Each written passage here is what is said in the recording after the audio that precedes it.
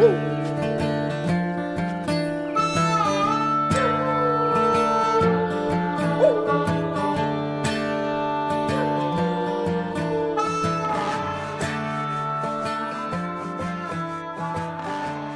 everybody, welcome to episode 49 of the Go Get Outside podcast. This is your host, Jason Milligan.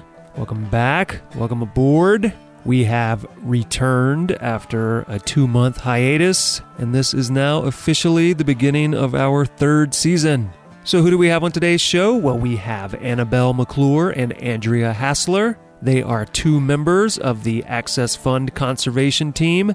And if you are not familiar with the Access Fund, it is an organization that protects access to climbing areas, helps maintain various climbing areas across the U.S., and works on educating the population about sustainable ways to climb and maintain good relationships with landowners and public areas. Annabelle and Andrea are 2 climbers who were hired by the Access Fund to live on the road for 10 months out of a Jeep, traveling around the U.S., taking care of different climbing areas and spreading the word. I met up with them a couple of months ago at the Women's Climbing Festival in Bishop, California, and we recorded this episode. And a quick shout out to my friend Alwyn Acuna, who is the person who put me in touch with Annabelle and made this episode possible. So thank you, Alwyn. And I know you aren't all here to just listen to me babble, so I won't waste any more time. So let's go talk to Annabelle and Andrea about climbing, conservation, the Access Fund, big walls, women's climbing events, and poop tubes.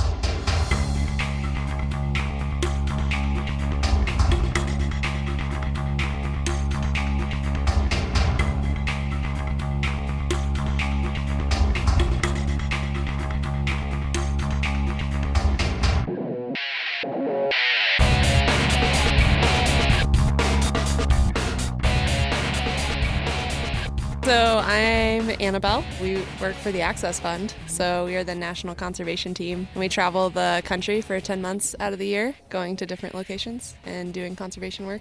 That means it's your turn. When she shrugs like that, that's the official, it's your turn. You're on the sharp end now. So I'm Andrea, and I work with Annabelle doing conservation work in climbing areas with the Access Fund. Grew up on the East Coast in Maryland, right outside of D.C. Moved to South Carolina to go to college. Studied sport and entertainment management because I wanted to be a concert production tour manager and loved doing concerts and music and promotions, but didn't want to do it for work. I'd always loved snowboarding since I was a kid and started traveling to the Southwest and made a little stop by Boulder, Colorado once and was like, Colorado's pretty cool. I also wanted to go to grad school, study geography. At no point now have you said you climbed anything. I climb things. I do. No, I just think that's interesting. No, please continue. So far we've talked about concert management. Yeah. Expect the unexpected. Moved to Colorado. When I was there, I really got into climbing. I had climbed before, but that's where I really got into it and had some good mentors and teachers over time. Got my master's, and while I was in school, met this homegirl, and we started climbing together quite a bit, and finished up school, started working for the university.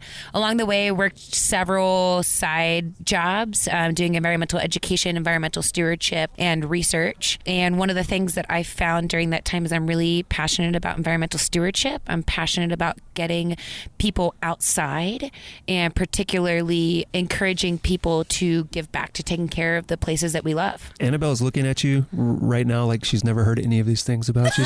She's looking at you like, who is this person? I was just thinking like, man, my interest sucked. I was like, I'm Annabelle and I work for the Access Fund. I'm going to hand the mic back to you. Wait, you have your own. No, anyway, so then I started working for the university, started a trails program there and ran the outdoor recreation program, but didn't really like the 9-to-5 grind. And so left my job Old office in job May. struggles. Yeah, the office job blues. Left my job in May. Well, bought a van first. Left the job in May. Annabelle's dad helped me build a bed in the back of my van. Wait. Yeah. You need to phrase that a different way. Is that bad? He tested it. He designed it.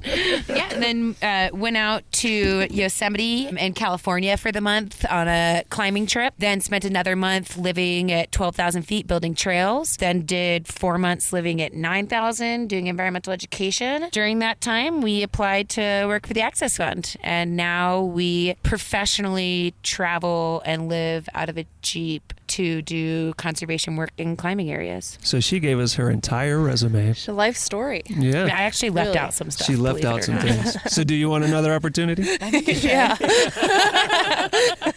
Life story. Here we go. You don't have to give your entire life story. Yeah, so I was born in North Carolina, and I moved to Colorado as a kid when I was around 6 years old, and that's when I started climbing. My dad used to take me out around the Colorado Springs area. We'd go out to Garden of the Gods, and I think those are my earliest memories out in Garden of the Gods climbing. Yeah, I didn't totally love climbing as a kid. I think sometimes my dad would push me, and it would make me a little scared and as a little kid. When you're a kid doing first ascents on Pikes Peak, this should come with It's funny. We said we were going to talk about daddy issues as a joke, but it looks like maybe we really are going to talk about daddy issues. Yeah, my dad's awesome. Apparently, he's great at building beds. laying the foundation. Yeah, so I started climbing as a kid and kept it up, but I didn't really get into it until I was in college at UCCS in Colorado Springs, which is when I met Andrea, coincidentally, but that's when I kind of started getting into it more on my own, started getting my own gear and going out with friends and that sort of thing, and was part of the climbing club there for a few years. Progressed from there. I actually went to school for biochemistry and moved out to California, and that's when I really started getting more into like big wall climbing and stuff. After moving to California, I started training with some friends I met out here, trained for Half Dome, so that was my first big wall. It was super awesome, and as soon as I did that, all I wanted to do was more of that. And all I wanted to do was that. Yeah, so then I started like lassoing Andrea, like, come on, come out to California. I don't know who had the lasso there. I was like, yeah, walls, rocks, a lot of it, days on end. And then I was like, so you got a van? Yosemite trip? Oh, yeah. So I know this is going to be hard for you both to believe, since we are at a women's climbing festival that I was somehow allowed into. So some people who listen to this podcast aren't climbers, so they don't know the difference between big wall climbing and whatever they've seen on television. So yeah, tell people about what big wall climbing is and why it's awesome. So just to put a disclaimer, some people that climb really hard, they can climb some really hard stuff, and they're really strong climbers, think we're crazy for climbing big walls. Most people that climb big walls are a little bit crazy. I haven't seen any indication so far. It just takes if you could see my eyes on the podcast. Yeah, thankfully they can't.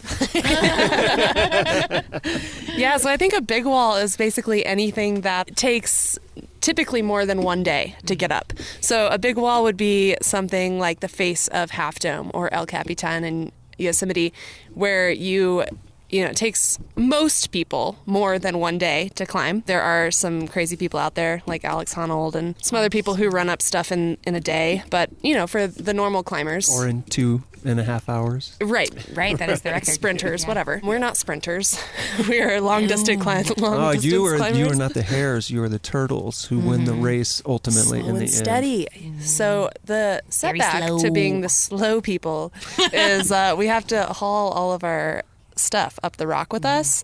So we have this massive bag called a haul bag because it's what you haul your stuff in. You climb up a pitch, which is usually around 100 feet or so. Then once you get to the top, build an anchor, and then you have to haul the bag using your strength and body weight. Bag weighs about anywhere from 100 to 150 pounds. It's carrying all your water, food, sleeping stuff. If you have it. Poop. Oh, yeah. Tube. Fancy poop tube. That's one of the things that non-climbers really haven't heard about is poop tubes. Oh, poop tubes. Another thing that Annabelle's dad helped us with. Yeah. He helped us He build demonstrated? We had to figure that one out on our own. Sometimes you just got to push them off the cliff. But no, we built a poop tube. So when you're on the wall, as we say, right, on a big wall, everybody's got to go. You should be going, in fact. And so... right now. Pause this show, evacuate your bowels, and come back, and we'll finish this conversation. We could talk about poop and daddies this whole time if we wanted to. So a PVC tube with caps on either end. One of those ends is removable with bags, and you poop in the bag, and then you put the bag inside the tube. And then that drags below the haul bag, so it's kind of mostly out of the way. And you make sure not to confuse it with your food stores. Yes. Correct. And keep it readily available, because sometimes you get a little scared. And don't be one of the people who throws your poop off the wall. Right. No. That's a big no-no. No. There's actually a whole rock called manure pile because of that. Yeah, it's right by El Cap. Poop pile. It used to it used to be like flat, and now it's 50 feet tall. It's actually grown. It's petrified, and now people climb it.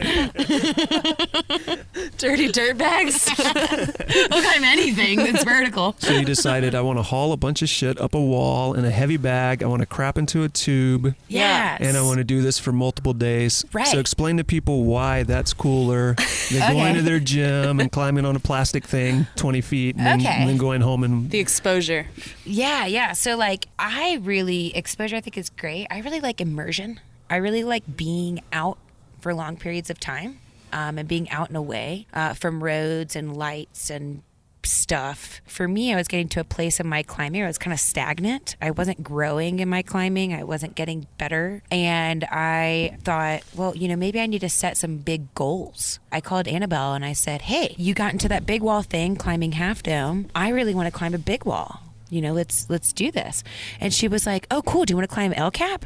And I was like, oh, like the biggest one? Yeah, let's start with the largest one available. Yeah, okay. Sure. Yeah. When? June. It's October. I'm like, okay, cool. In hindsight, it really took my climbing to another level. I'm a goal-oriented, motivated type A kind of person. So having that kind of glowering off in the distance that I was working towards was really cool. Yeah, and I think, El Cap for most climbers is kind of like the coolest thing. Was it the nose that you started with, or a different? Yes. Yeah, we did the nose. And did you do it free, or did you aid it, or? Oh, we combination. That would be my assumption. Yeah, but we did. Yeah, combination. I think there's some some mandatory free climbing and but there's some stuff when you get up there too. You're just you're carrying 30-40 pounds of gear, right? And then also after every pitch you have to haul, so it's so exhausting. I remember at one point we got to this pitch. It's called a 5-7. Is what they call it. You could see the fingers, which is a quote rating, unquote, 5-7. Which is a rating for climbing that's fairly easy. Right. It's pretty beginner easy kind of climbing level. And I remember getting on that pitch. It was the beginning of day 3, I think it was. Yeah, I just got shut down right away. I was just like, oh my gosh. I'm so tired and so sore, and this is hard. And it's a 5-7. It's literally, I think, the easiest thing on the whole route. Yeah. And I just was struggling because just 3 days of being on the wall and just physically exerting yourself to the max every day. And it was pretty challenging. And for listeners, if you don't know what big wall climbing is, you might not know what aid climbing is, which is basically instead of using your hands and feet to climb the rock, you're placing equipment, placing gear. It comes in many different shapes and forms and sizes and colors, and you're placing that into slots or openings or gaps in the rock, and then you're pulling or stepping on that gear using slings, pieces of webbing or rope, and that's how you go vertical, how you ascend the rock. And very few climbers actually like to do it. Fact. Let's see. Do either of you actually like aiding? Yes. Oh, so you like it. Do you like it? Yeah, because I can't climb that strong. So with aiding, I can get places that I couldn't get otherwise. But would you ever say let me just go out and aid all day just for the sake of aiding? No, for training. So that's a solid no for me. I do love aiding for when I get to that point on the wall when I'm so scared and I'm just oh, thank God I can pull on this piece of gear. But as far as going out for a climb, I definitely wouldn't choose to go for an aid climb unless I'm trying to get up on a big wall, which again, it's more about the total experience. Or if it's a really cool route, like you did that cool route in Tucson and Mount Lemmon, where it's just this beautiful line. What was it called? The bill on the Goosehead? Yeah. And it just goes out underneath this massive roof, and it's totally exposed on either side. You're on the side of this mountain, literally, just hanging out there. And it's so cool because you're just hanging out there. Yeah. But it's a bolt line, so you just go from bolt to bolt, aiding it. So you had climbed Half Dome prior to El Cap. You decided El Cap should be your introduction to Big Wall. I think Annabelle decided that for me. Yeah, And I was just stoked. I think I did hear that. Did you start with Half Dome, or did you Yeah, I did. progress? So you started Which is with Half also Dome. not really most people's It order doesn't of seem things. like a great idea. Yeah, it's because it's a massive climb. The thing about Half Dome too It's 2,000-ish feet, right? It's 2,000 feet to get to the base of the climb, and then it's 2,000 feet of vertical climbing. So I think for me, the crux of the climb was the hike, because you're carrying again that massive amount of gear and ropes and your haul bag up this 2,000 vert, just in hiking. And for climbers, hiking is like the worst thing. The only reason we hike anywhere is to get to a climb. Or get off of it. Yeah, it's not like our pleasure and it's, activity. Yeah, and it's especially not with a haul bag. Yeah, not with all the gear. I mean, maybe if I had a nice light pack, I would be more happy. And it's different too when we're talking about these sheer vertical rock faces in Yosemite, because I had climbed 2,000-foot climbs before in the Black Canyon of the Gunnison, and some people would call that big walls because they're multiple pitches, 2,000 feet. But were these the sorts of 2,000-foot routes you could do in a single day, or were these? Yeah, okay. right, yeah. Right. So different, and some of it, it was just like really easy scrambling, like no doing aiding. Solar Slab in Red Rock or something, where it's about 1,400 feet, but you can do it in a few hours. Right, even if you're not a great climber like me. Well, I don't know if you're not a great climber. I'm not a great climber. I bet you're so, great. No. Take.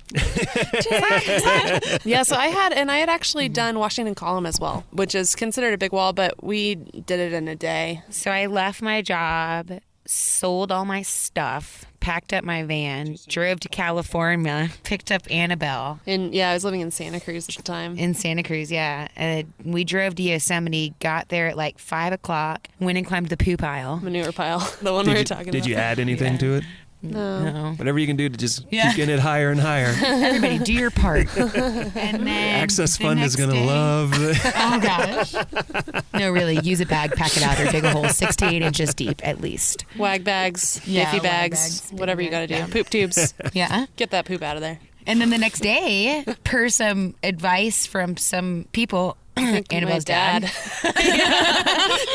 Oh, just get on El Cap. You'll figure it out as you're up there. You'll He's work like, through it's it. good weather. Get up there. So we went. Yeah, we did one day backer of- cracker, one bouldering problem, Yeah, we did some bouldering and then geared up and then set started out. packing. Yeah. Yeah. So both of you, I'm assuming, were already trad climbers. Yeah. Probably sport climbers. Yeah. You decide you want to do big walls. How did that experience differ once you moved out onto Half Dome and El Cap? The climbing itself, or Just in general. Yeah, Just I mean, all around the climbing, the experience. I think it's for me, different. my first one was Half Dome. It was a game changer, I've got to say. I went with my good friend Chris. We were supposed to go as a team of 3, but our other friend Gerardo wasn't able to join us at the last minute. So we went as a team of 2, which actually ended up working out really well. We were able to climb it, but I did halfway up the climb, almost exactly halfway. I took the craziest fall, probably still to this date, that I've taken, and flipped upside down and popped a cam and fell onto these 2 rusted old pitons that really shouldn't have held, but due to the situation and they were at directionals, they held. Yeah, it was like the most awesome, but also the most scary experience But I'd that ever had probably with to a climbing. certain degree also was why it was awesome, right? Yeah. Exactly. Yeah. Yeah, there were times on El Cap where I was just hanging out like, this is so rad. I'm just hanging off this rock wall, just looking down, like taking videos, like, Mom, check it out. Your mom's know? like, oh. I didn't show her then. Were you sending videos to Annabelle's dad? Yeah, right. Actually, well, we have a funny story about that later. But then there were also times where I was like so scared that I only kept on climbing because I was like, well, this is the last climb I'm ever going to do for the rest of my life. So I might as well do it. But I think that, in those moments, sometimes we just like, when you come to like your deepest, darkest insecurities, and then overcome them, that it's really cool. And it only, for me, like that extreme situation where I was confronted with some stuff where I was like, wow, okay, like I can overcome this and work through it. And then it's empowering, because you work through it, and then it's like, oh, I can do anything. Right. Yeah, then you like finish the climb, you're like, I'm a badass. What are you guys doing down there in the Green Dragon? Yeah, you think this is cool? You don't even know. But it is cool. You never try, you never know. You never try, you never know. So what you're saying is it helped you get a sense of superiority over other people. No, I would say superior. I think I didn't mean to come off that way. Not at all. But that was Annabelle. more superiority over myself. Yeah, You know? I totally agree, and I'm just giving you a hard time. Oh, no, of course, But I yeah. absolutely feel the same way. One of the things I've always liked about climbing is exactly that. It's you against you. Yeah. Instead of you Yeah. trying to be the Right. guy who's better at throwing this ball here than this Right. other guy. Yeah. And I think that was so cool. So what we haven't told you yet is that we haven't yet made it to the top of El Cap together. So You the haven't told me story, Annabelle went back and climbed it later on when I wasn't out in California anymore. With someone more reliable. But No. I'm just But- seeing how far I can go before you punch me in the eye. I just take this I'm microphone. like sitting back and watching, like, what's going to happen? What's going to happen? Hilarious. He's gotta- like, I take. I gotta get these downloads up, so I've got to get some violence in this episode. You were talking about how together you have both yeah. failed repeatedly to get to the top of El Cap. Only one time. Stop, rewind. Yeah. We only tried it the one time. Well, we did not make it to the top of El did. Cap. We ended up sleeping on top of the boot flake, which is about halfway, a little over halfway maybe. Unplanned.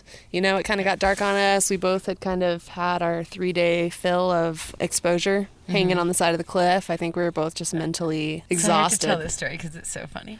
I climbed the boot flake, set the anchor. I'm hauling the haul bag. Annabelle jugs up the rope. And when she gets on top of the boot flake, it's a 8-foot long, 6-inch wide, detached rock formation that is mysteriously attached to El Capitan. And it's like mysteriously. 1,500 feet in the air or something. Is that Yeah. the one that you do the king swing? Yes, Okay. exactly. Yeah. It's Yep. right, So right you guys above that. bailed before the king swing? Well, we'll get there. We did the king swing. I don't want to We get still ahead. had to do the king swing. So I get up on top of it and I build an anchor and I'm hauling the bag. And it was another one of those, there were times at the beginning of the pitch I was like, what am I doing? This is scary. And then I get to the top, I'm like, I'm a badass. You see that? Did everybody down there see that? That was cool. There probably were some people down in the valley Oh, with yeah. a telescope Oh, yeah. pointed at you. Oh, so- yeah. We found that out later when we got down to the ground that there's Yeah, there was someone down there pictures. taking pictures. There's a We blog. totally got some great Yes. pictures of you with your poop tube if you'd like to save those for later. I'm hauling right, and Annabelle gets up, and she just has this look on her face. And I was like, oh, dude, what's up? She's like, I was just falling asleep on top of Texas Flake, which was a pitch that she climbed where she had to chimney using her feet on one side, her back on the other side on perfectly smooth rock for 40 feet with no Unprotected. gear. It was scary, yeah, unprotected. totally unprotected. So then she's sitting on this other detached flake with, a 30-foot, 40-foot drop in front of her and then a 1,500-foot drop behind her. Falling It's asleep. like a foot wide, yeah. Because I was just so exhausted, So she gets up there and she puts her face up against the rock wall, like standing on this ledge. standing on this ledge, right? Like imagine that picture of Alex Honnold with his back But up against turned the rock around. wall, but turned around. So you were Yeah. Honnolding the wrong way? Yeah, Yeah. she was Honnolding Yeah. around. She's got her face up against the rock. I'm like, dude, what's up? She's like, I feel like my mom just told me to go into timeout and think about what I've done.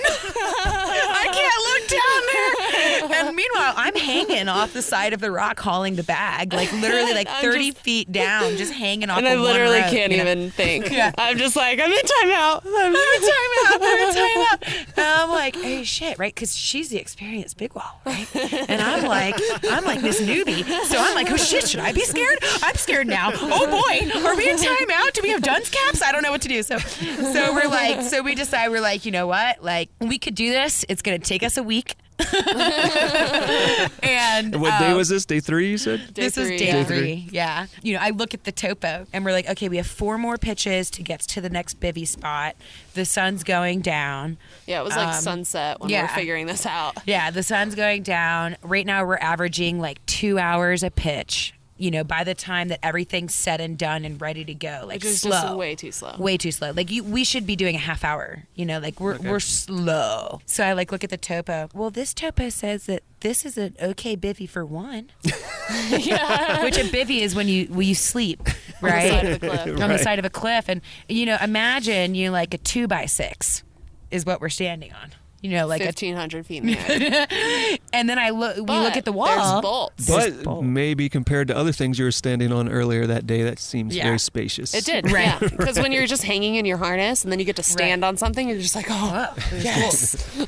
So then we looked at the wall and there were bolts on the wall. Yeah. And we look and we're like, oh, these are spaced out enough for our hammock that we brought because we brought everything. Oh, so you brought hammocks, not a portaledge? Correct. No, yeah, we went for the lightweight option because we were thinking, we would just make it to ledges every night. We wouldn't need a portaledge. But we brought the hammock because we like hammocking. Yeah, we like hammocking and we knew it turns out might need it, which we did. Do you have a rain fly for your hammocks? I do have one, but we didn't bring it. We brought it, yeah. So you just hoped for good weather. Yeah. So we hung the hammock. We slept there. We have a picture. It's on lcapreport.com, June 5th, 2016. That sounds like a photo you could send me, and I'll put it on the website later. We'll send it to you. And also the series of photos the next day as we began our descent after 22 pitches of climbing. Yeah, I don't know. Something like that. Whatever. However many pitches.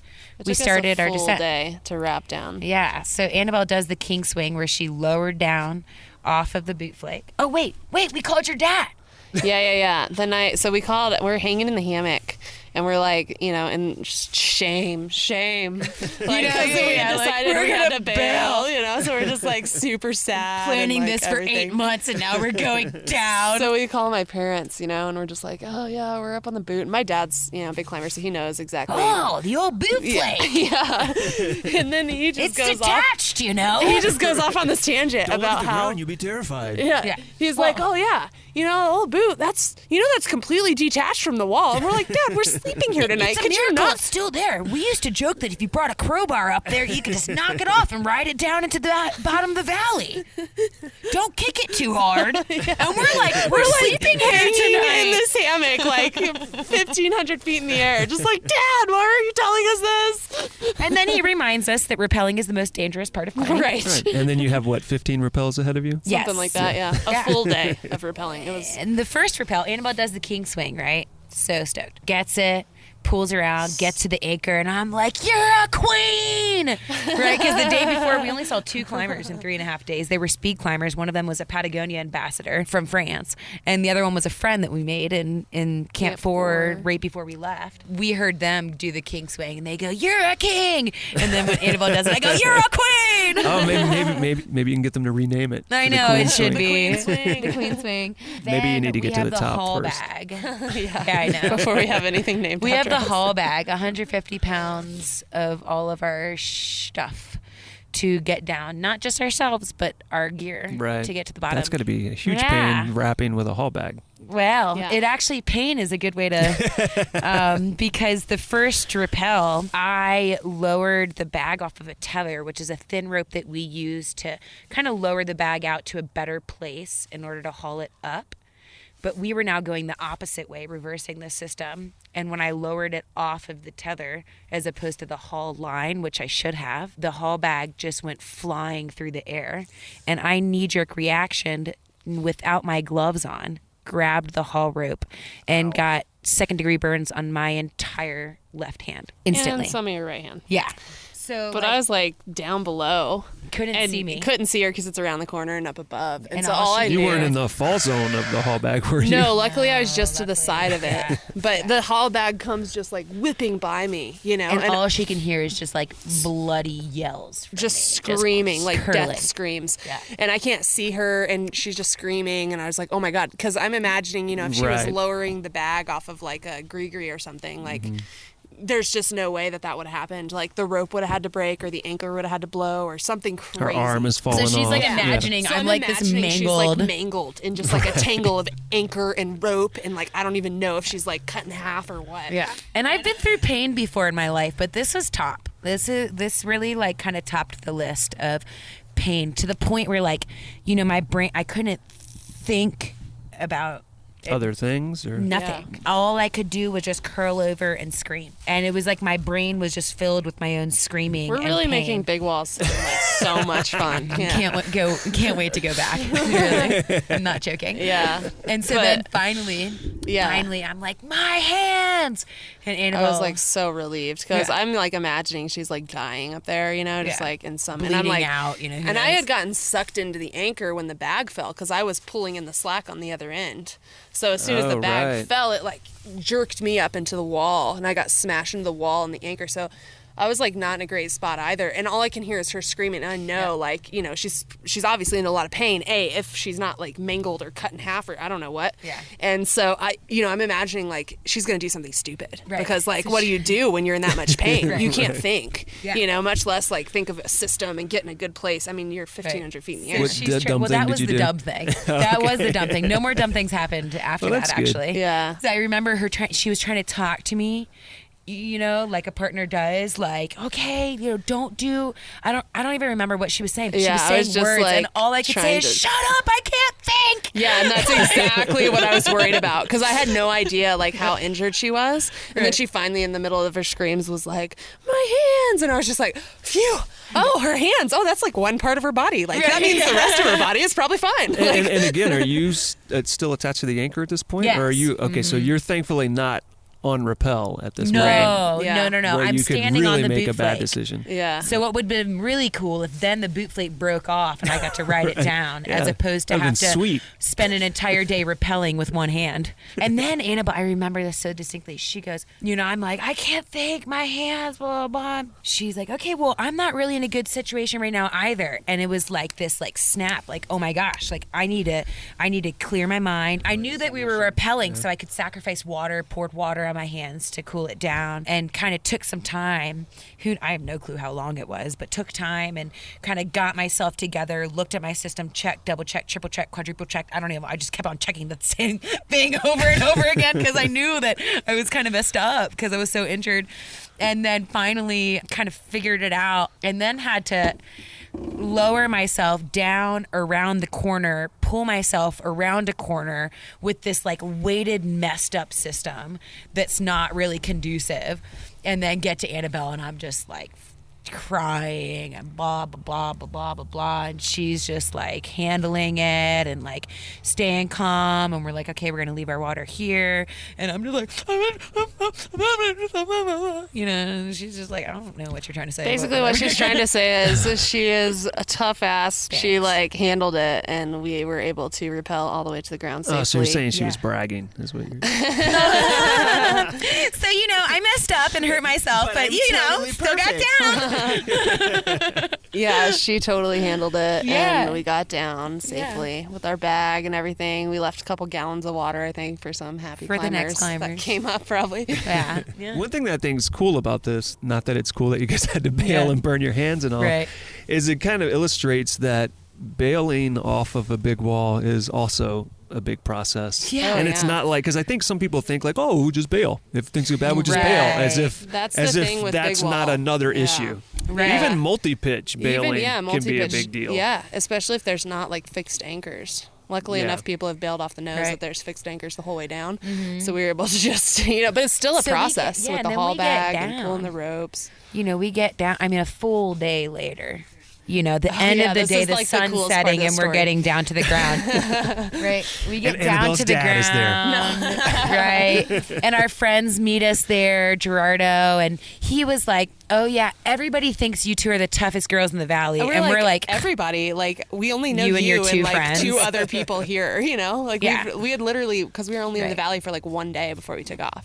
and then we're like, we've just been like up here on this wall in our own little la la Yeah, land. like, haven't seen anyone except for those 2 guys. And then we bailed. So we're like, yeah, toughest girls, pshaw, right? So then, he met us at the base with a couple of friends. They drive us back to Camp 4. Yeah, carried our stuff, drive us back to Camp 4, carry our stuff back into Camp 4. We get to our site, and it's just like beer, food, sleep on the ground. I'm out. Right. Well, there's like 30 people in our campsite when we get there. At least, like, and everyone just starts clapping. Did they have a banner out for you? No, not quite. All formed this circle around us. Yeah, they all just like stood up and started clapping and cheering, and we're just like we look at each other across the fire, and we're like smelling like shit, just like literally been baking on the side of this wall for like 3 days. And based on what happened with that haul bag, maybe you really were smelling like actual shit. Luckily no. But and then I remember like somebody was standing next to me, and I was like, you guys know we bailed, right? And they were like, yeah, it's awesome. We were like, no, what? This is awesome? They're like, yeah, we've been watching you all day. Yeah, people have been going out to the meadow and like watching us from They would like go and check up on us, like, oh, where are the girls at? Oh, they're at Adult Tower. Oh my gosh, there comes this thing, and we had no clue, right? We just thought that we were like two crazy chicks on the side of a cliff, like just surviving. Meanwhile, you're a reality show shout out you don't to know Tom about. Evans, who's covering the story and making sure that we were safe, and he's watching us from the valley. He's a photographer. He has a blog, and he actually had photos of us climbing and descending and captured the entire haul bag, Fiasco. me doubled over. Like, he has a picture of me doubled over on top of the boot flake. And his comment was we like... We didn't even know. Yeah, we had no clue. His comment was like, I watched her to see if she was hurt, but after a quick moment... Like, I think that was an exaggeration. I don't think it was quick. I have no clue. But, she recovered and was able to get herself down to Annabelle. And they're, by now they're probably on the ground. Well, he had this whole thing, and we got bail of the day. Yeah, it's on like his blog. We had no idea. And people were like telling us that when we got back to Camp 4. Everyone's like, oh, I bet you'll get bail of the day. I bet you'll get bail of the day. Have you ever seen... what is that? Do we want that? Is that good? Is that bad? Like, what is the bail of the day? Jay and Silent Bob. Have you seen that? Yeah, the Strike Back, whenever Jane Silent Bob Strike Back. Silent Bob Strike Back, and then he goes to see Ben Affleck, and Ben Affleck's showing him like Rotten Tomatoes, and Jay goes, "What is the internet?" That's exactly how I felt when they were like, "Yeah, we've been reading about you on lcap.com." I'm sorry, I know I've been gone for 2 days, but I'm officially crazy again. I hope there were more positive comments on that webpage than you would have found on IMDb. That's what made me think when you said like that getting down, because there was another couple of girls. This one girl commented, she was like, "Oh yeah, I remember going through a similar thing with my partner, but we were too scared to repel, so we just kept on climbing." Yeah, like hindsight, I think continuing to climb would have been easier. Way easier. Yeah. It is funny how that works out. Yeah. But it was we were kind of at the halfway point, so it was one of those like last chance. Right. Although really it's not, and really we were like way past the. We were technically that also right, because that's 50-50. So it's like, it's either a lot more climbing or a lot more rappelling, and they're equal. So which do we? Rappelling's nowhere near as fun as climbing. Yeah, I know a lot of canyoneers that would disagree with you, but you're right. Actually, that's. But you don't have a massive haul bag when you're yeah, and you get to go through rad waterfalls and stuff. So then of course, like we love telling this story, as you can tell, and when we were interviewing for our job, it was like we were going. Let me tell you why we're the perfect people for this job. Because we bail off of big stuff with one hand. We got bill of the day. Yeah, we got bill of the day. Did the Access Fund get bill of the day? But before you talk about that, tell people what the Access Fund is, because some people don't know. And if you're a climber and you don't know what the Access Fund is, you need to not only know what it is, but then you need to take your ass to the internet and go donate to it, because the things you're climbing on are thanks to them. But I'll let you guys explain it. Yeah, so the Access Fund, national nonprofit climbing conservation organization. All right, so what we do is, it's in the name, we fund access. We do that in a few different ways. I like to break it up into 3 things, and we're 1 month into the job, so you could be fired any moment. Annalise, if we say something off, we're trying. We're still learning how best to give our spiel, but I like to break it up into 3 things. One thing that we do is literally protect access. So if there is a place where people go to climb and it's being threatened, either the landowner or manager doesn't want climbing there, or is trying to prevent people from going climbing there, or the the land's going for sale. Yeah. We'll go in and we'll help ensure that people can still go and climb there. So that might be purchasing the land, giving loans to local climbing organizations to purchase the land, working with land managers, addressing any issues. Like if they need insurance or something for climbers climbing on their property. Yeah. So we have like a revolving loan program that, we have loans to acquire land that will pay off over time. So that's kind of the first, like, protecting access. The second is stewardship of those climbing areas to protect the resource. And so we'll go in, we're the conservation team, national. There's 3 conservation teams that travel the country and do conservation work, stewardship work in climbing areas. So that could be anything from doing cleanups, graffiti removal, chalk removal, to building trails, doing erosion control, installing signage, making sure that there's good sustainable parking areas, stewarding the climbing area so that it is sustainable for the long term. And also that feeds back into maintaining our access to climbing, because if we don't take care of these places, then we really, I think, lose our right to climb there. And for climbers, those are often in the form of adopt-a-crags is what we call them. The events, and we'll have climbers come out and volunteer with us, and we'll lead them for the stewardship event. So like we're doing one here in Bishop tomorrow, and we're going to do some trash pickup and rehab from the festival here this weekend. Yeah, and then the third realm that we kind of delve into is what I call like our education and outreach, right? So we want to teach people how to climb responsibly. So we have a rock project and the Pact. If you don't know the Pact, go and check it out. I don't have it memorized yet, but it includes things like pick up your trash, dispose of waste properly, those kind of leave no trace ethics, but specifically for climbing. And so we want to educate people about how to act when you're at a crag. When we go climbing, we're so focused on getting up to the top, or getting back down, whatever. Oftentimes we're climbing on public land, and we're not the only users, and we're not the only people that are there, and we're not the only living beings. And I think an important thing that we have to remember too is if it is land owned by another group and they are not involved in climbing in any capacity, to them, we seem like a liability. Right. Yeah. We want to make a good name for climbers. If we're going into a public land, we don't want it to be, climbers just come in here and they just trash it and they just they stomp all over the hillside. Yeah. They just want to go in and just climb and that's it, right? Like we want to, that ethic, that land ethic, that we are a part of the places that we go to, and we should act accordingly. And so we want to educate people about that. And so we've got the rock project that we have been doing with Black Diamond for a while, getting out into climbing gyms, kind of that gym to crag of people climbing and they're going outside, what to do. We've started doing some visits with youth climbing teams, doing some youth education and outreach. We also, one of the things I really love about what we're doing as of recently with a lot of the issues around public lands is just kind of like public education about what are all these different House bills. What does this mean for climbing? How can climbers get involved and help protect climbing areas, help protect our public lands? And so, so we've got this kind of like education outreach arm. And then we work a lot with government representatives. We've got a lobbyist in DC. We work with land managers. And so, and then local climbing organizations. And the two of you have a very special job. Yeah. Kind of newly designated. It's only been a year or two that they've been doing this, right?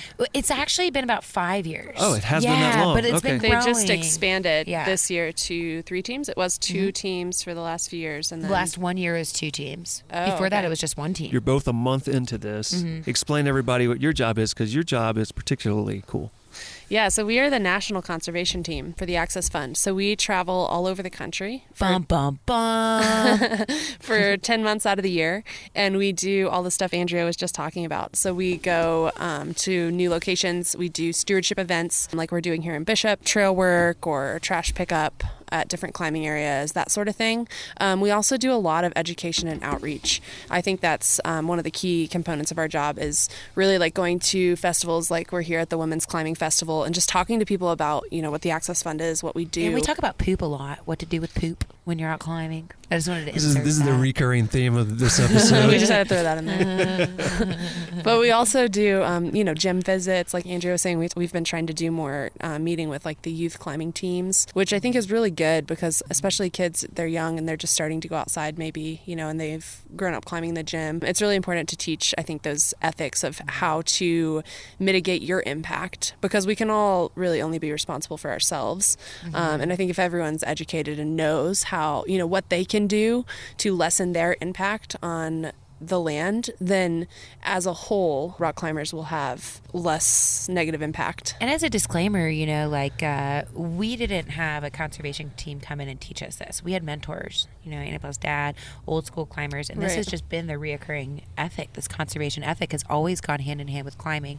But we've got like a little bit of a changing scene going on in our climbing where maybe people don't have those kinds of mentors. They don't have that traditional passed on from generation to generation of climbing.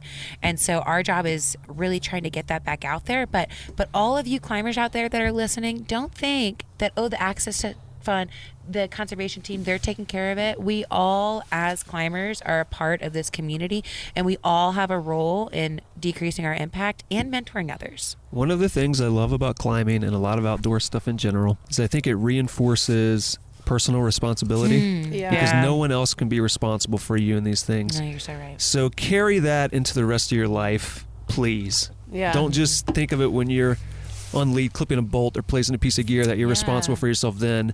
Carry that personal responsibility elsewhere. I love that. That's so cool. That's really good. Yeah. So that's kind of what we do in a nutshell. And like you said, we're about a month in to this job now. So what does month one look like? What have you done so far? It's Awesome. been pretty cool. 5 states. That's good because you got 9 more to go. So. Yeah, it's been great. We started in Colorado. 3 days of training in the Boulder office, getting acquainted with the Access Fund and the different program directors and what we do, getting geared out by all of our awesome sponsors. Shout out to La Sportiva, Thermarest, GSI, Cliff Primus, Bars. Cliff Bars, REI. Jeep, Did you say that? REI. Jeep. They definitely have set us up to be successful on the road, supporting the work that we do. And then we went, and our boss was like, we're going to go to the homestead for 3 days of field training. It's a climbing area in Arizona, which And the it's- Access Fund helped work to protect, actually. Yeah, bought some of the parcels of land that were up for sale. But the road to get in there is pretty crazy. It's like this really gnarly, like 4x4 kind of an off-road. And you road. were in a Jeep, right? Pulling With a a trailer. trailer. Yeah. And So last we do year have we did four-wheel an drive. Adopt-A-Crag. Yeah. Last year the Access Fund did an Adopt-A-Crag there. We fixed up the road. But it's pretty bad. And it was like, cool, first day training. We're going to drive 13 hours to Arizona. And then you're going to drive your brand new Jeep that we just gave you the keys to. And With your the trailer. new trailer into this place. Up this a crazy road. The prep from Ty, thank you so much for reminding me. Don't forget, you're pulling a trailer. Put it in 4-wheel drive. Do they have your entire 10 months planned out, or is it something Roughly, that changes yeah. throughout the year? It can change. Yeah, it can change, So but they'll send most you where of you are these needed, like We a superhero. Well, yeah, exactly. most of these events are kind of planned out like weeks and months, if not years in advance. And we kind of go around the country like clockwork, just chasing the sun. I feel like I'm retired or something. We just follow the sun. Be careful, they might stop paying you if they. Please don't. I like my job. So where do they have you right now? We're in Bishop, California, and we got here a couple of days ago for the Women's Climbing Festival. So we had a booth today doing our membership drive. We do our membership drive at every event that we go at, which basically lowest membership level, you still get the free t-shirt. Okay, who doesn't have enough free t-shirts? But when your free t-shirt shows that you support the Access Fund and conserving climbing areas, that's a t-shirt you want to be wearing. It's much better than the free t-shirt you got from the lawyer's office, I'm sure. So tell us about this festival that we are currently on the fairgrounds for, but it's over. It's nighttime, so it's not going on right now. We gotta but, go watch the films here shortly. So what is this festival, and why is it important? Because here's the thing: some dude somewhere is like, well, we don't get to have a dudes climbing festival. Why do the girls dude get climbing to? festival you get for a years. dude climbing festival every day you go out to the crag. Right. So think that you're talking to that dude that doesn't understand. And explain to him why this festival is important and what it brings to people. Let's talk about the birds and the bees. So when two people really love each other, they come together, and sometimes it comes out of a boy and sometimes it comes out of a girl. And while we are all equal. Yeah, so this is a women's climbing festival. So it's mostly all women here besides Jason. Yeah, there's been some men. Just kidding. and Owen and Nick are over there creeping out. There's been some men around. I was a tomboy. I didn't know Annabelle when she was a kid, but I assumed she was a tomboy too. Yep. Because I also had all sisters growing up. And so I kind of went through this thing where I was like, it was a few years ago, there were like lots of women's clinics coming out. Oh, women's only bike maintenance, women's only hiking. And I was really like, why? Why do that? Why shouldn't we all be equal? And it wasn't until I was leading a backpacking trip for the college program that I worked for, 5 men and 5 women, and it was myself and a male co-leader, and we had to split up in the backcountry to decrease our impact. And I asked the group, how do you want to split up? They said, oh, let's do boys and girls. I said, okay. And whenever we'd get into girls camp, it was like the dynamic totally changed. It was like the women, their true selves, their masks came off. And it was nothing against like they were faking it or anything like that. It was just a different dynamic that changed. And I've noticed it in my climbing whenever I'm climbing with women as opposed to men. You know, we're built similarly. We have a similar psychology and emotional ways of dealing with things. And so when I have seen groups of women getting together, it's very empowering, and we can share some things with each other that we don't often do when we're around men, unfortunately. and you don't have to worry about some dude trying to take control of everything and institute his will upon everyone. Yeah. Okay, sorry, and guys. with climbing specifically too, I think a lot of times women get objectified, like with everything. But you know, climbing, it's like always kind of a common topic, like because we have all this gear, like nuts. Some of the best climbers in the world are women. you know, you think Lynn Hill or Ashima, or you know what I mean, these phenomenal female climbers. But for the everyday average Jill, there is this stigma. And even, you know, I've worked in environmental stewardship for a while, and I can't tell you how many times I'm leading a group of people building trails, and I get some man that comes up, oh, do you want me to help you carry that rock? And I'm like, I'm getting paid to carry this rock. Like, what are you doing? Like, let me show you how it's done, you know? And it's not to say, you know, I don't think it comes from a bad place. You know, I think it's like a subconscious thing, and it's like it's partly just our nature. And you know, I don't want to speak for the organizers of the event, Flash Foxy and Shelma, phenomenal woman, and she's very strong and powerful, and really wanted, you know, to bring people together and get women out there and sending it. And I think that, you know, just like the energy last night was really cool, and it's been really awesome today. Just girls getting together. It's been a really unique event, I think, for me. I've never been to like a women's festival like this. Same. So it's like just a really unique energy, and everyone's super positive, and I don't know, there's just kind of this unique like energy in the air. Like everyone's empowering each other, you know, and it's so inspiring for, I think, all of us here to really like look at other women and be like, wow, you're so cool and strong and you're doing your thing. And like, it's just cool to see. And everyone has their own niche. You know, we're here with the Access Fund. There's other awesome organizations here with, you know, strong women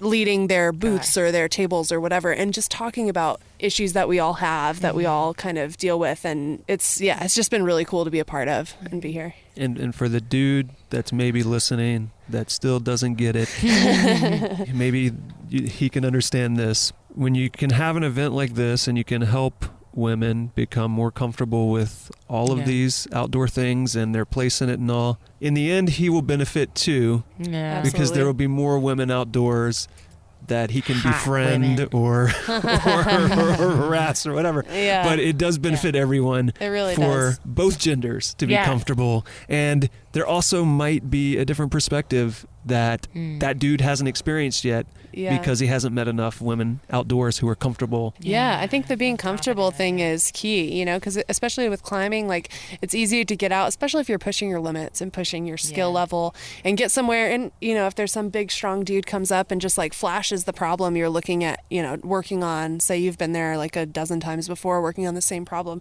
he walks up and just climbs it and is kind of like, oh yeah, that was my warm up or whatever. And then he tries to tell you how to do it. Well, meanwhile, he's like a foot taller than you. He's like, oh yeah, you just arms bigger reach than up your to head. this thing and then do this and then throw that cam, and you're just like, well, I can't reach that, and then I can't reach that, and then I can't do, and so we have different beta for like how we're gonna approach things and how we're gonna climb them. And I think a lot of times it kind of shuts you down a little bit when something like that, and that's just a random scenario. But when something like that happens, it's kind of like, instead of feeling like empowered and inspired and motivated, it's kind of like, oh, well, I'm not good enough. There's this shift that's happening, and it's crazy. I mean, it was in the 90s when Lynn Hill free climbed the nose. We love you, Lynn Hill.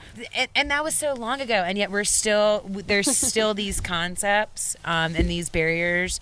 And I think that stuff like this empowers women to acquire the skills that we can share with each other, the technical skills, the physical skills, the mental, emotional, psychological stuff that's such a big part of the game. I mean, it's so cool to just see women out sending hard stuff, and just I feel so like stoked for myself, and I think it is inspiring, but also just stoked for women in general. When I walk up to a crag and I see, some girl on lead climbing something hard, or even not, just doing something, it's like, yes, awesome, you do that. It's just rad to see. When we got down from El Cap, getting back to what we've been doing recently, we stayed with our friend Adria. Hi, Adria. Rad girl. She's amazing. Follow her on Instagram. Yeah, when we got down from El Cap, we met her in the campsite, and she came up. She goes, I want to get a picture with you guys. I still remember that picture. And I just remember being like, we smell so bad. Please don't come close. So bad. We just bailed. And she was like, you guys are so rad. And we were like, okay, thanks. We're like, does she know that we bailed? Yeah. And, but lifelong friends. We just spent two weeks staying with her in Tucson. And climbing. She totally showed us around. And getting micheladas and hanging out in Baba Kavari. And Tell us about some of the things you're looking forward to that are down the road in the next 9 months. Indian Creek, Red Rocks, Joshua Tree. Are you going to be at the rendezvous at Red Rock? Yeah, we'll be at the Red Rock Rendezvous. Yeah. Okay, awesome. Cool. We'll see you there too. We'll also... And those two... Oh, yay! Over there will be there too. Nice. Anybody else, come. We'll see you there. If they have any tickets, it's still available. Oh, okay, yeah. We'll also be at Indian Creek for Creek Week doing Actually, it'll have already there. happened also by the time this comes out. Oh, okay. So come next year. So maybe we saw you, maybe not. Yeah. Anyway, you were saying Indian Creek. We're there for a week doing trail work. So if you crack climbing at Indian Creek, oh, that place is amazing. We'll be there. Crack song. Lots of it. We'll be there for a week doing stewardship, and then we go to the Red Rock Rendezvous, which is super exciting. Google and the Honnold Foundation have donated thousands of dollars to survey Red Rocks for trails in the future. So keep your eye out for that really cool Access Fund project that's getting underway. Up. Yeah. Then we'll be in San Diego doing a training there, and then Joshua Tree. I've never been. I'm really excited. Because you're doing all these stewardship projects and everything. So how could people either get involved with that if they know you're coming to an area they're going to be in, or if they just want to keep up with what you're doing? Yeah, so a good way to get involved is become a member. But seriously, if you're not ready to get your membership, go online to the Access Fund website and check out our calendar of events, or get on our email list is a great way to find out about upcoming events and also the work that we're doing around the country. Local climbing organizations. Check out your region on our website. There's a list of local climbing organizations. Those are the people that we're partnering with. It's your regional folks that are getting out there, getting after it, that are bringing us in and hosting us to come and help out with the crags. What about American Alpine Club? We do some partnerships with them. AAC. Yeah. So our calendar, our Facebook page, Access Fund Conservation Team. You can follow our Instagrams. So what are those things? Tell us. I'm a climber. I'm Hassler Free. Yeah. It's like hassle free, but Hassler's my last name, so it was a little pun. Are we just still talking about this? Yeah, I'm just a climber. It's still not clear. Can you draw an illustration for me?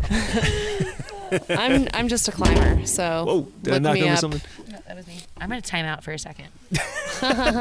So she's going to Hassler go. out. She's going to go illustrate how to use a poop tube for us. Unfortunately, there's no video component.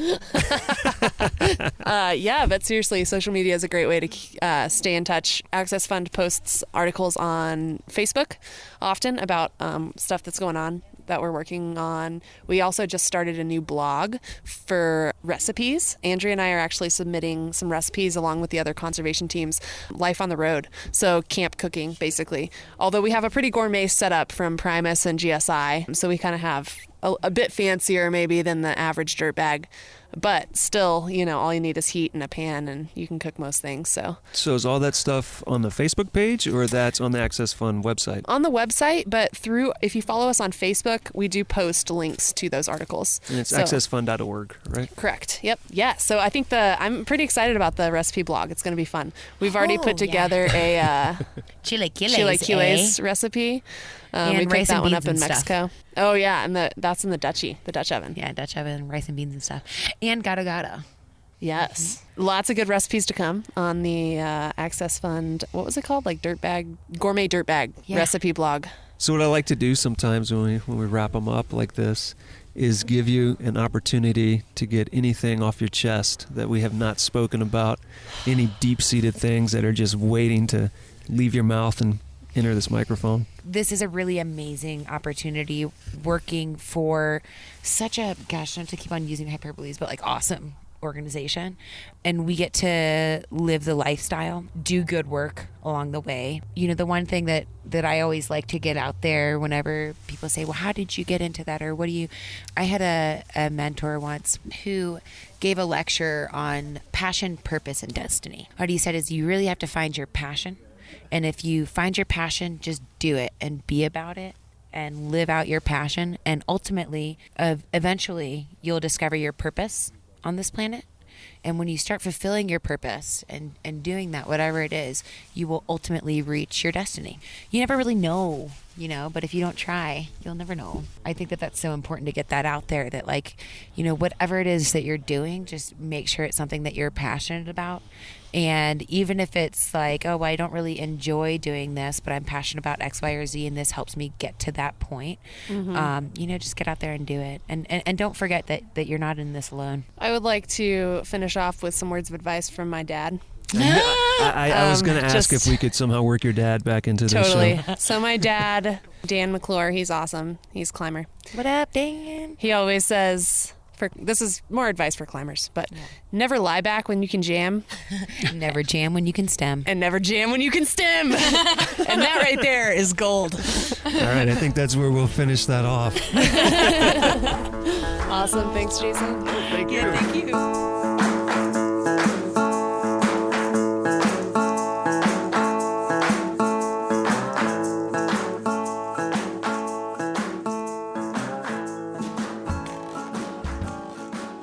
You may all be happy to hear that Annabelle and Andrea are heading back to Yosemite at the end of this month being May, and they're going to attempt the nose again. So let's wish them luck and hope that they make it to the top of the nose this time and also get featured yet again on LCAP Reports. And speaking of that, you all know what time it is. You know the drill. It's time to go to the website, gogetoutside.com/podcast, where you will see a lot of photographs, a lot of cool pictures of them climbing and doing work for the Access Fund, along with a multitude of links. If you were curious about that aid line they talked about, not only can you see a photo of it, but you can also find a link to beta for it. It is the bill on the Goosehead. And you can follow along on LCAP Reports for all of their days on the wall and see photographic evidence of their hauling bag mishap. But those aren't the only links. There are also links to the Wikipedia page for Lynn Hill and also links to the Access Fund website, the Dirtbag Gourmet, the Facebook group for the conservation team, and Instagram accounts for Annabelle, Andrea, and the Access Fund. And probably something else I've forgotten about because there are a lot of links this time, so head over to the website. Check it out. gogetoutside.com/podcast, episode 49. Now that you've clicked on various things and you've gotten your fingers primed for more clicking, why don't you click on your email account and send us a message at go@butcherbirdstudios.com. Or maybe you'd rather click on a number pad and make a phone call. Well, you can do that. You can call 818-925-0106 and leave us a voicemail here at the show. But most importantly, if you still feel the need to click on something, how about heading over to iTunes, Google Play, Stitcher, wherever you listen to podcasts. Make sure to subscribe to the show, rate the show, review the show, please. And if you do us a big favor, share the show with somebody. Next time on the show, Tristan Gooley, the Natural Navigator. He is a best-selling UK author and explorer with a whole multitude of expeditions under his belt that I will not even begin to describe in this episode. So come back June 1st and hear all about the exploits of Tristan Gooley. See you then.